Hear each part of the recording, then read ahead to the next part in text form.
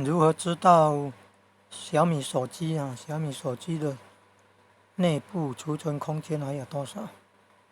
这个档案管理按下去，档案管理按下去，找个资料夹，刚刚按的太快了，第一层了哦，找个资料夹，然后按底下有个移动，按移动，然后就可以看到内部共用储存空间还有多少。就奇怪，有时候剩下500多 mega，后来怎么又增加？到底是什么原因会变成这样？要是从桌面里面找到这个档案